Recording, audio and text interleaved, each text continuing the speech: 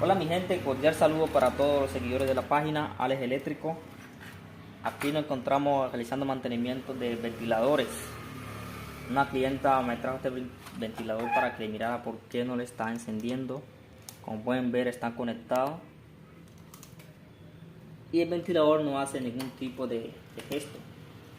Ahora vamos a proceder a destaparlo. Quitamos estas tapitas de aquí.